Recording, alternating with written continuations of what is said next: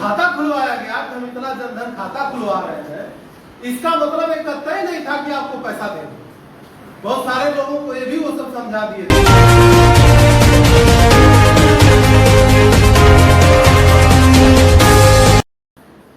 उससे लोगों की उम्मीद चली। जब बाबा साहब इस देश में बहिष्कृत थे, इस देश के बुद्धिजीवियों के बीच में अछूत माने जाते थे, विश्वविद्यालयों में कहीं उनकी जीवनी पढ़ाई नहीं जाती थी, तब यही दलित समाज अपने छोटे से गली में, छोटे से सड़क में, छोटे से घर में बाबा साहब की जयंतियां मनाता है। आज चाहे साहिलबाग का आंदोलन हो, चाहे किसान आंदोलन हो, चाहे कोई भी आंदोलन हो, सारे लोग उसी बाबा साहब की तस्वीर को सामने रख करके अपने आंदोलन को खड़ा करते। ये दलित समाज ही था जो इस संविधान की सुरक्षा चाहता। आज सारे लोग उसी संविधान को बचाने के लिए प्रयास करते हैं। ऐसी परिस्थितियां बदल गई हैं कि जो लोग संविधान के विरोधी थे, कई अर्थ का विरोध होता है, इससे एडवांस बातें चाहते थे, इससे और अच्छी बातें चाहते थे, वो लोग भी समाज से परिस्थितियां ऐसी बन गई, वो लोग भी चाहते हैं या आज इसके लिए संघर्ष कर रहे हैं कि किसी तरह संविधान तो हमारा बच जाए, संविधान में स्थापित जो मूल्य है वो तो बच जाए।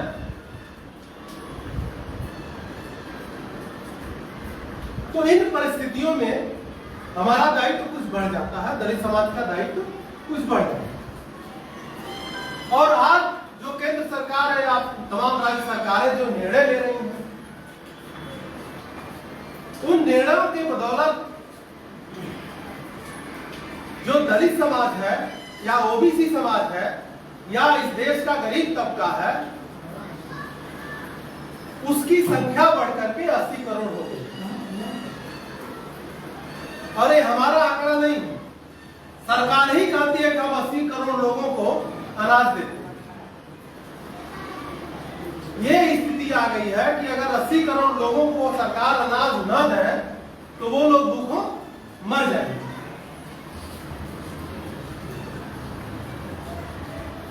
पहले ये स्थिति इतनी नहीं थी। इस सरकार ने जो निर्णय लिया, उस निर्णय की थोड़ा थोड़ा चर्चा मैं कर दूं। जो नोटबंदी का निर्णय था, नोटबंदी का निर्णय इस देश की अर्थव्यवस्था को जो स्वतंत्र तरीके से डेवलप हो रही थी, अगर कोई छोटी सी गुमटी लगाया हुआ है, कोई छोटा सा दुकान रखा हुआ है, कोई छोटे कस्बे में अपना दुकान लगाया हुआ है, जो इस तरह की अर्थव्यवस्था थी, इसको कॉर्पोरेटाइज करना चाहता और चाहता था कि सारी व्यवस्था पर अगर कोई गुमटी भी लगी है तो उसकी व्यवस्था पर भी पूंजीपतियों का कब्जा हो, बड़े बड़े घरानों का कब्जा हो, और छोटे दुकानदार जितने हैं वो सब टूट गए। इनका कोई उद्देश्य नहीं था कि नोटबंदी से भ्रष्टाचार खत्म होगा, नोटबंदी से कैशलेस सोसाइटी हो जाएगी, ऐसा कोई इनका उद्देश्य नहीं।